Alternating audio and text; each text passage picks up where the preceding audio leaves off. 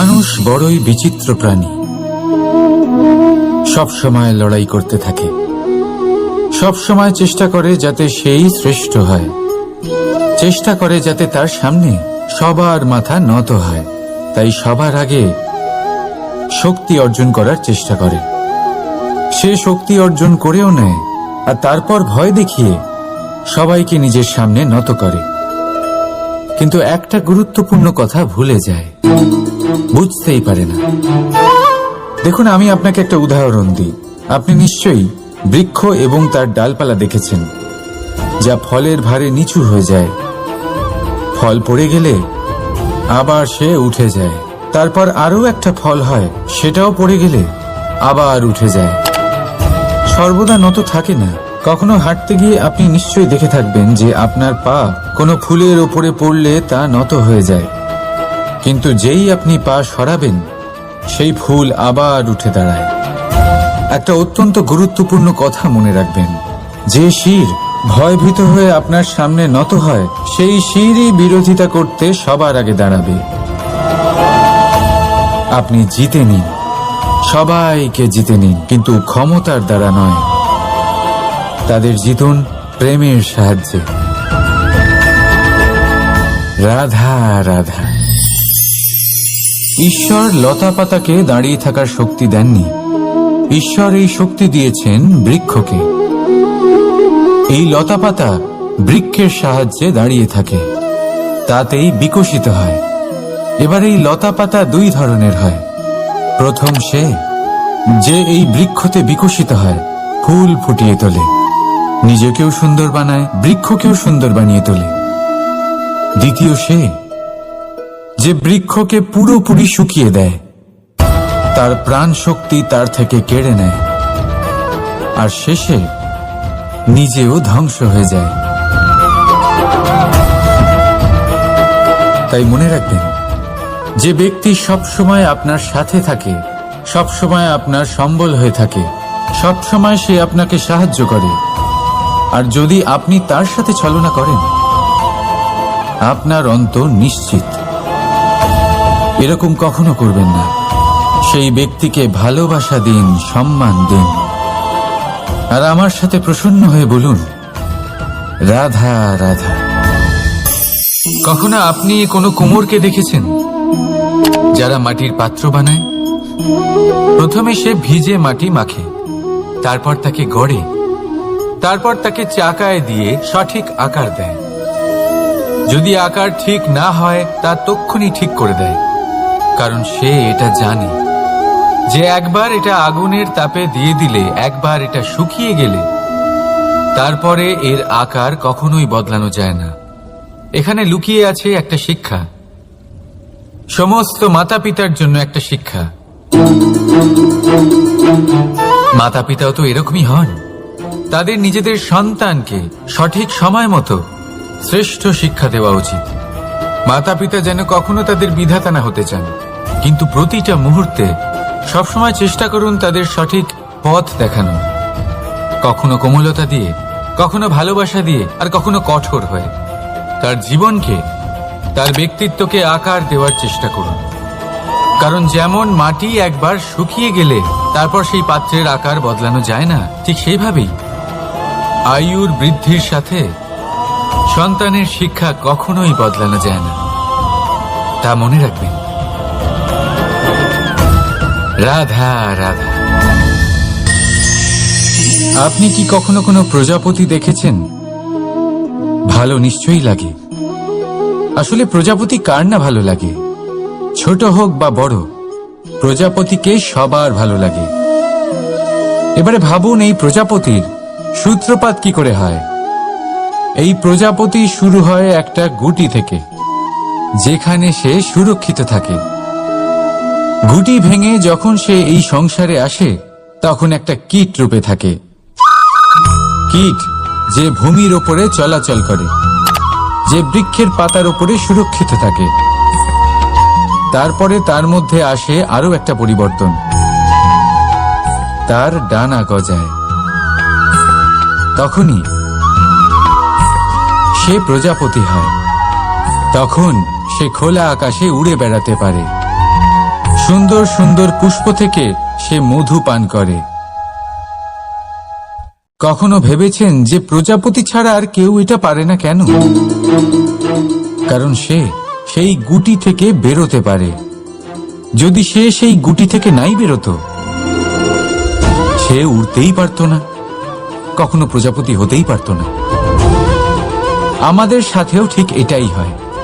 আমরা সবসময় সেখানেই থাকতে চাই যেখানে আমরা সুরক্ষিত থাকি। সেই সুরক্ষা চক্রেই আমরা থাকতে চাই, কিন্তু এই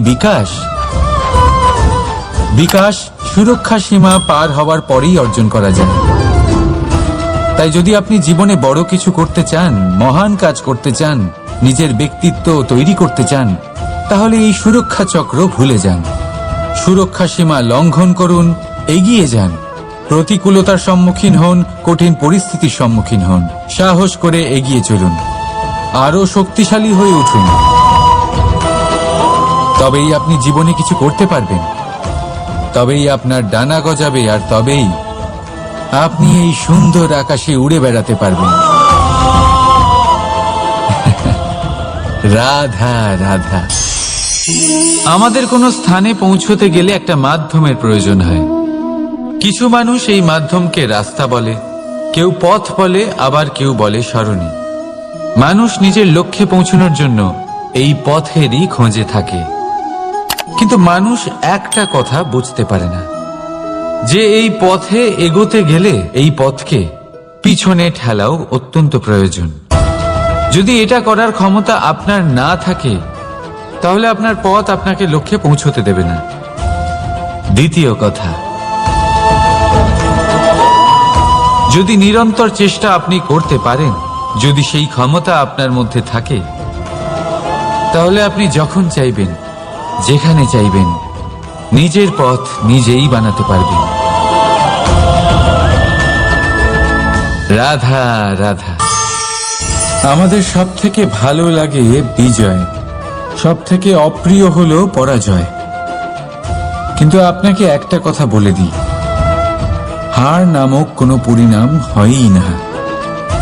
যাই পরীক্ষা থাকুক না কেন, হয় সেটা জয়তে পরিবর্তিত হয়, নয় সেটা আমাদের কোনো শিক্ষা দিয়ে যায়। তাই কোনো কিছু নতুন শুরু করার আগে কখনো সংকোচ করবেন না।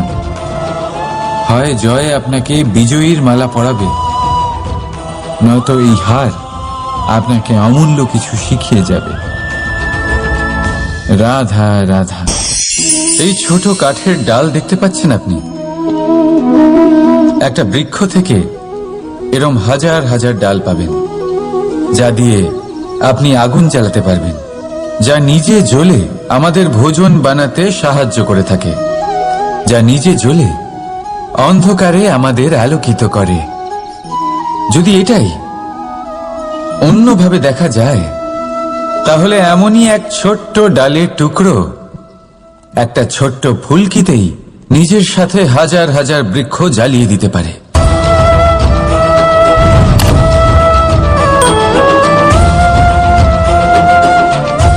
পার্থক্য কোথায়? পার্থক্য হলো শুধু দৃষ্টিভঙ্গিতে, মানসিকতায়। যদি এই মন শীতল রাখেন, শান্ত রাখেন, তাহলে অসংখ্য মানুষের জীবন আলোকিত করবেন। যদি ক্রোধ আর অহংকারের আগুনে জ্বলতে থাকেন, তাহলে শুধুমাত্র বিনাশ করবেন। সিদ্ধান্ত আপনার। রাধা রাধা। আজ বিজয়া দশমী, সেই দিন যবে শ্রীরাম রাবণকে বধ করেছিলেন। এ হলো সেই দিন যেদিন শ্রীরাম লঙ্কা জয় করেছিলেন। লোকে বলে এটা খারাপের বিরুদ্ধে ভালোর জয়ের প্রতীক। এটাকে দেখার আরো একটা দিক আছে।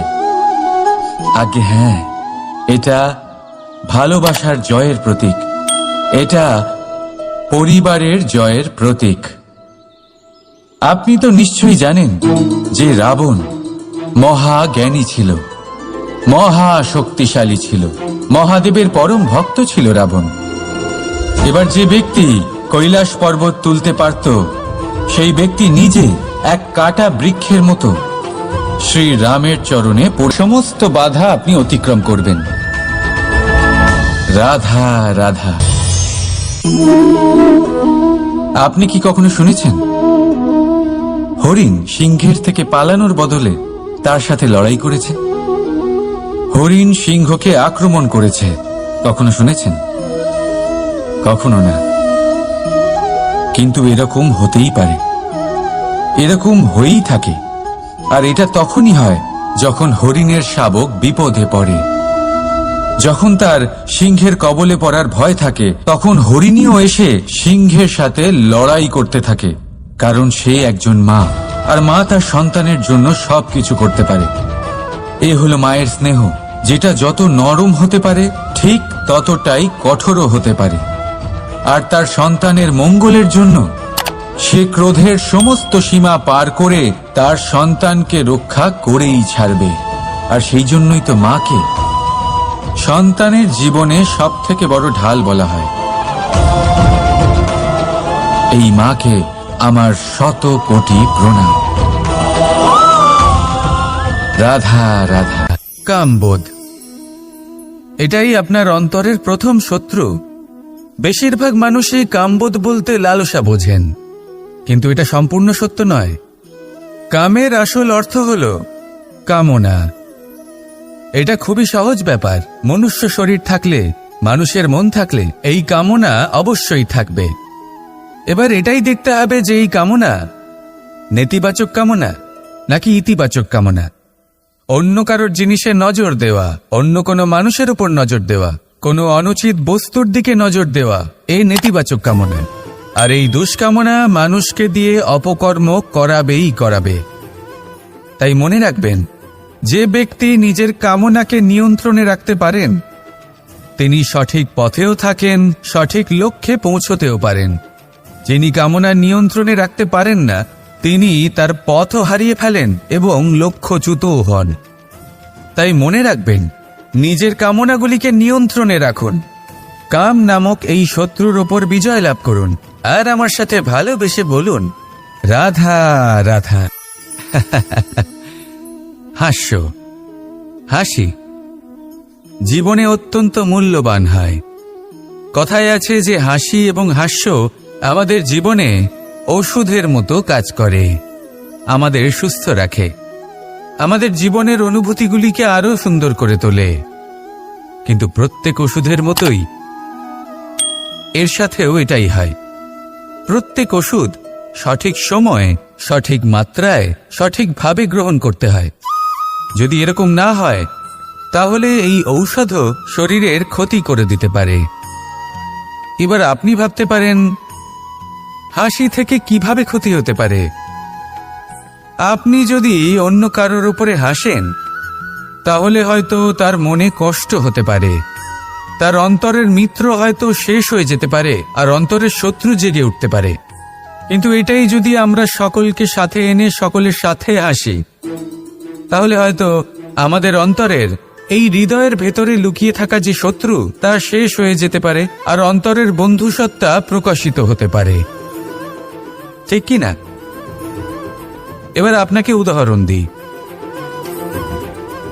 যখন দ্রৌপদী দুর্যোধনকে নিয়ে হেসেছিল তখন তা মহাভারতের সৃষ্টির কারণ হয়েছিল।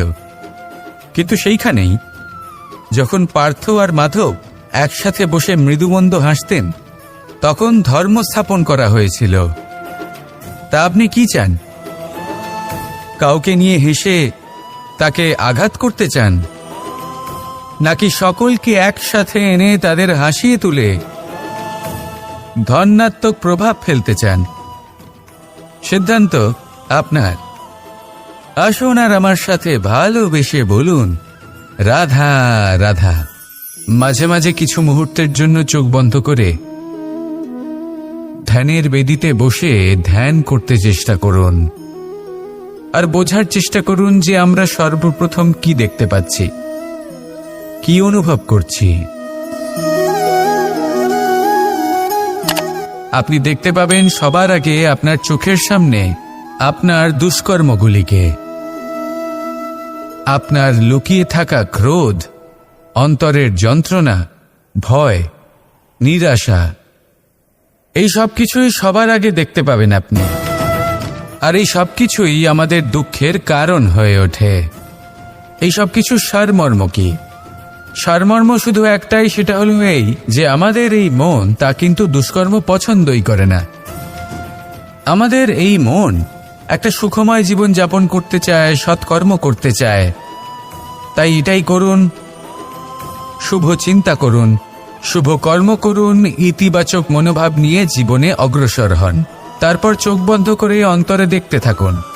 দুঃখের আভাসই পাবেন না। এই মন প্রসন্নতা এবং প্রেমের দ্বারা পূর্ণ হবে এবং বারবার বলে উঠবে, রাধা রাধা। ছোটবেলা থেকেই আমি গরু চড়িয়ে অভ্যস্ত, সেই জন্য সকলে আমাকে গোপাল নামে ডাকত। কিন্তু গোপাল হয়ে আমি একটা অমূল্য শিক্ষা লাভ করেছি। আমি দেখেছি যে গৌশালাতে অনেক বাছুরের মধ্যে একটি গাই তার নিজের বাছুরকে অবশ্যই চিনে ফেলে। যেখানে সমস্ত বাছুর একই রকম দেখতে এবং প্রত্যেকের স্বরও সমান, তারপরেও সকল বাছুরের মধ্যে নিজের বাছুরকে ঠিক চিনতে পেরে যায় এবং তার সাথেই থাকে। ঠিক এইরকমই কিছুটা হয় আমাদের কর্ম এবং তার কর্মফল। আপনি সবার মাঝে থেকেও কোনো কর্ম যদি করেন, সেই কর্মফল সবার মধ্যে আপনাকে চিনে ফেলবে এবং আপনার সাথেই থাকবে। তাই যখনই কর্ম করবেন ভেবে চিন্তে করবেন। কোনো কর্ম করার আগে একবার ভেবে দেখুন, তাহলে জীবনে বারংবার অনুতপ্ত হতে হবে না। কারণ বিষয়টা কিছুটা এরকম যে এই সংসারে আপনি কাল, কর্মফল এবং সময়, এই তিনের হাত থেকে কখনো লুকোতে পারবেন না, কখনো পালাতেও পারবেন না। আসুন আমার সাথে ভালোবেসে বলুন, রাধা রাধা। আভূষণ, কার না ভালো লাগে এই আভূষণ? আমরা পরিশ্রম করি, ধন অর্জন করি আর আভূষণ কিনে থাকি, কখনো নিজের জন্য, কখনো বা তাদের জন্য যাকে আমরা ভালোবাসি, বা তাদের জন্য যাকে আমরা সম্মান করি। হয়তো সেই জন্যই সীতা চূড়ামণি ধারণ করেছিলেন এবং আমি সামন্তকমণি। কিন্তু এটাই কি সেই প্রকৃত আভূষণ যা আপনার মূল্য বৃদ্ধি করে? না। শ্রীরামের আভূষণ হল ওনার নম্র ভদ্র ব্যবহার। মাতা সীতার আভূষণ হল ওনার সততা, ওনার নিষ্ঠা, ওনার ত্যাগ। অর্জুনের আভূষণ ছিল ওনার একাগ্রতা। রাধার আভূষণ ওনার প্রেম। এই আভূষণ কোথাও নেই, আপনার মনে আছে। যদি আপনার মনে মিষ্টতা থাকে, তা শান্ত হয়, তাতে সততা থাকে, নিষ্ঠা থাকে এবং প্রেম থাকে, তাহলে আপনার অন্য আর কোনো আভূষণের কোনো প্রয়োজন নেই। আপনি যতই ভিড়ের মাঝে থাকুন, আপনার ঔজ্জ্বল্য চোখে পড়বে। আসুন আর আমার সাথে ভালোবেসে বলুন, রাধা রাধা। সুখ এবং দুঃখ, এই দুই হলো আমাদের জীবনের অবশ্যম্ভাবী এবং গুরুত্বপূর্ণ অঙ্গ। আমাদের সকলের জীবনে কখনো সুখও আসে, আবার কখনো দুঃখও আসে। আমরা সবসময় ভাবি আমরা কিভাবে সুখ লাভ করব, কিভাবে আমরা দুঃখ থেকে দূরে থাকতে পারি। আর এই জীবনে যা কিছুই ঘটুক না কেন, সেই সব কিছু আমরা সুখ এবং দুঃখের মাপদণ্ডে মেপে থাকি। এবার এখানে একটা ছোট্ট বিষয় আছে। এটা ভেবে দেখতে হবে যে কে আসলে সুখী ব্যক্তি। সুখী ব্যক্তি হলেন তিনি যিনি নিজের জীবনে নিজের কর্মের বিশ্লেষণ করে থাকেন, সেই বুঝে পদক্ষেপ নেন। উনি কি করতে চলেছেন সেটা উনি জানেন। আর যদি ওনার কোনো দোষ থাকে বা ভুল থাকে, তাহলে সেগুলো শুধরে নিয়ে এগিয়ে চলেন। সেই জন্য উনি সুখী হন। অন্যদিকে যে ব্যক্তি দুঃখী, তিনি কি করেন? তিনি নিজের ওপর নয়, অন্যের ওপর নিজের নজর রাখেন যে তিনি কি করছেন, কিভাবে কর্ম করছেন। ওনারা অন্যের নিন্দা করেন, অন্যের সাফল্য দেখে ঈর্ষা করেন, ক্রুদ্ধ হয়ে যান, ওনাদের বাধা দিতে চেষ্টা করেন। সেই জন্যই তো ওনারা দুঃখী হন। এই সংসারে এমন অনেক ব্যক্তি আছেন যারা এই কারণে দুঃখী নন যে তাদের জীবনে দুঃখ আছে। তারা এই কারণে দুঃখ পান কারণ অন্যের জীবন অনেক বেশি সুখের। দেখুন, শেষ পর্যন্ত আপনাকে নিজের কর্মের প্রতি মনোসংযোগ করতেই হবে, অন্যের প্রতি নয়। কারণ আপনার জীবনে আপনার কর্ম হলো এমন একটা জিনিস যা আপনার নিয়ন্ত্রণে আছে। নিরন্তর চেষ্টা করতে থাকুন, নিজের কর্মকে বুঝতে শিখুন, শুধরে নিন, নিজেকে শ্রেষ্ঠ করে তুলুন। তখন সাফল্য নিজে থেকে আপনার কাছে আসবে, আর এই মন প্রসন্ন হয়ে বলবে, রাধা রাধা। প্রেমের পরিভাষা আসলে কি? ভিন্ন ভিন্ন ধরনের ব্যক্তি, ভিন্ন ভিন্ন ধরনের প্রেমী, আলোচক বিভিন্ন ধরনের পরিভাষা প্রদান করেন এই প্রেম নিয়ে। কিন্তু প্রত্যেকের মনেই কখনো কখনো এই প্রশ্ন এসেছে, এই ভালোবাসা আসলে কি? নিজের প্রিয়তমকে জয় করাই কি প্রেম? চার হাত এক হয়ে যাবার নামই কি প্রেম? নিজের আবেগ ব্যক্ত করাই কি ভালোবাসা? না, প্রেমের অর্থ কাউকে লাভ করা নয়, বরং তার মাঝে বিলীন হয়ে যাওয়া। যদি কারোর হাত ধরে থাকি, তাহলে আজীবন তার সাথে পথ চলা হলো প্রেম। প্রেম শুধুমাত্র সেটা নয় যা প্রেমী আর প্রেমিকার কেশদামে মালা বেঁধে দেয়। মাতা পিতার জন্য দিনরাত পরিশ্রম করা, নিজের পরিবারের জন্য দিনরাত পরিশ্রম করা, সেটাও প্রেম। নিজের বন্ধুদের জন্য, আপনজনের জন্য সবকিছু উজাড় করে দেওয়ার নাম হলো ভালোবাসা। নিজের মাতৃভূমির জন্য সাহসের সাথে লড়াই করা এবং আনন্দে নিজের জীবন ত্যাগ করে দেওয়াও কিন্তু প্রেমের নামান্তর। সেই জন্য যারা বুদ্ধিমান ব্যক্তি, তারা কখনো প্রেমের পরিভাষা খুঁজতে চান না, কারণ তারা জানেন যে এই প্রেম কতটা বিশাল। তারা জানেন যে এই প্রেম হলো এক বিশাল সাগর, যাকে নিজের মুঠোয় ধরে রাখা যায় না। সেই জন্য এই প্রেমের সাগরে ডুবে যান এবং সকলকে ভালোবাসতে শিখুন। যদি সবাইকে ভালোবাসতে পারেন, তাহলে তাদেরও কল্যাণ হবে যারা আপনাকে ভালোবাসে, তাদেরও কল্যাণ হবে যাদেরকে আপনি ভালোবাসেন, আর আপনারও কল্যাণ হবে। আর তখন এই মন ভালোবেসে বলবে, রাধা রাধা। এই সংসারের অন্তের, এর বিনাশের প্রারম্ভ কিভাবে হয়? কোনো যোগের মাধ্যমে? কোনো ভয়ানক অসুরের আগমনে? নাকি প্রকৃতির রাগের কারণে? না, এই সংসারের বিনাশের প্রারম্ভ হয় আমি থেকে। এই আমি, এই তুমি, এটা আমি করেছি, ওটা তুমি করেছো, এটা আমার, ওটা তোমার, আদি ইত্যাদি। এই ভাব যখন মনে বাসা বেঁধে নেয়, সর্বপ্রথম ঘর ভাগ হয়, তারপর বসতি, তারপর প্রাণ, আর তারপর দেশ, আর সবার শেষে সমস্ত সংসার ভাগ হয়ে যায়। আর এই ভাগ হয়ে যাওয়া শেষে মনোমালিন্যে পরিণত হয়। এখন এমত অবস্থায় কি করা যেতে পারে? কিভাবে বাঁচা যায় এই পরিস্থিতির থেকে?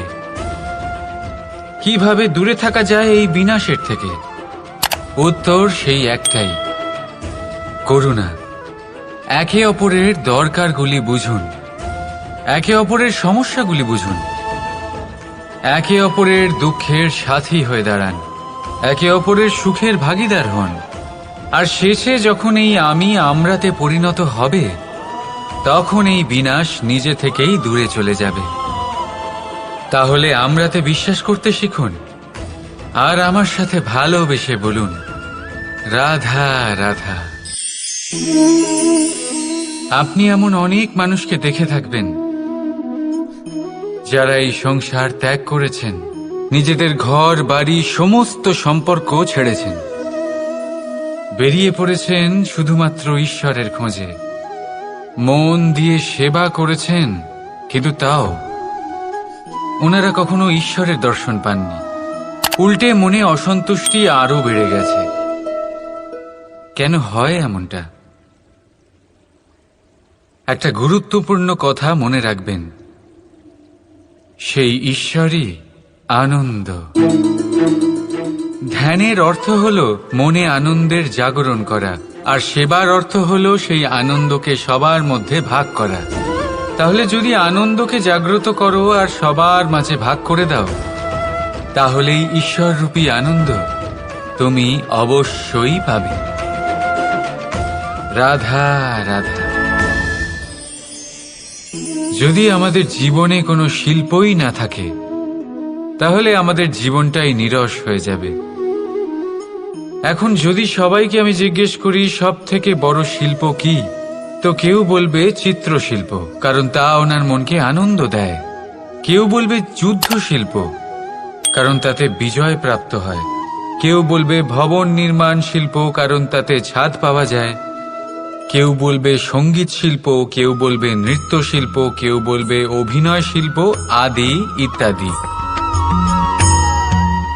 কিন্তু এই কথা নিয়ে বিবাদ করা অনুচিত, হতেই পারে না, কারণ প্রত্যেক ব্যক্তির নিজস্ব চিন্তাধারা এবং নিজস্ব দৃষ্টিভঙ্গি থাকে। শুধু একটা কথা আছে, একটা বিশেষ বিষয় যা সব শিল্পতেই পাওয়া যায়, মনকে প্রভাবিত করার গুণ। তো সব থেকে বড় শিল্প সেটা যা মনকে প্রভাবিত করে, আর সব থেকে বড় শিল্পী সে যে অন্যের মনে প্রবেশ করে। যার কাছে এই গুণ আছে সে সব থেকে বড় শিল্পী হবেন।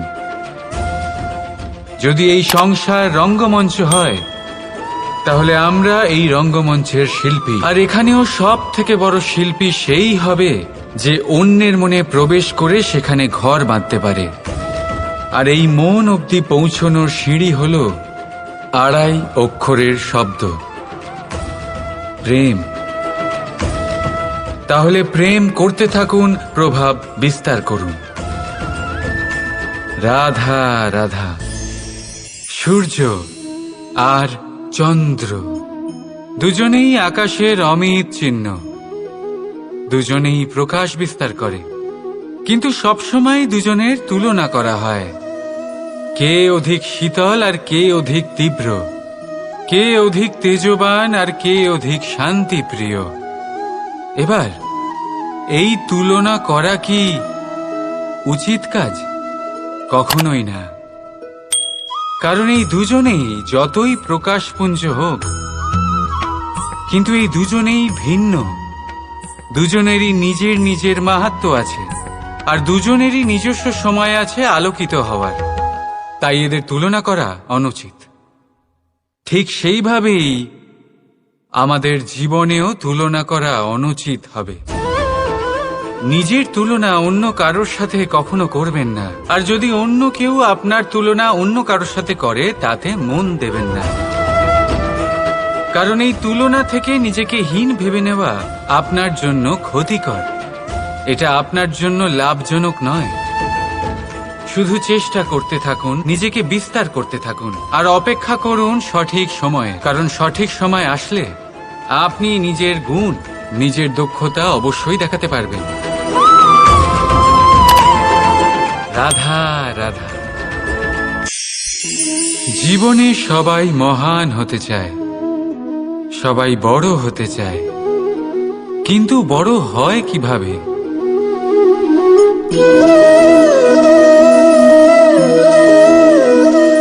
এটা আমার হাতে কি বলুন তো? সর্ষে বীজ? না, এটা হলো বটের বীজ।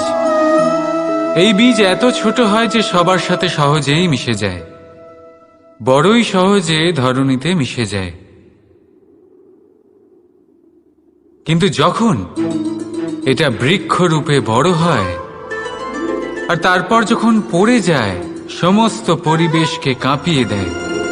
ঠিক এইভাবেই বড় হতে থাকুন, বটের বীজ আর বটের বৃক্ষ। আর যদি জীবনে আপনি সত্যি বড় হতে চান, তবে সর্বপ্রথম নিজের অহংকারকে, নিজের অভিমানকে ছোট করে নিন। এত ছোট যাতে সবার সাথে বসতে পারেন, কিন্তু অন্তর থেকে এত বড় হয়ে যান যাতে যখন আপনি উঠবেন তখন কেউ যাতে আর বসে না থাকতে পারে। রাধা রাধা। আমাদের মধ্যে এমন কজন আছে যারা ভয়তে ভীত হয়ে পড়ে, কোনো বৃহৎ কার্য করার আগে মনের সামঞ্জস্য হারিয়ে ফেলে? মোটামুটি সবাই, তাই না? প্রত্যেক ব্যক্তির মনেই এই ভয় জাগ্রত হয়। তবে এর অর্থ আমার দৃষ্টিভঙ্গি দিয়ে মনে হয় এই ভয়ের অনুভূতি খারাপ নয়। কারণ যদি এই অনুভূতি খারাপ হতো তাহলে কি ঈশ্বর এই অনুভূতি প্রত্যেক প্রাণীকে দিতেন?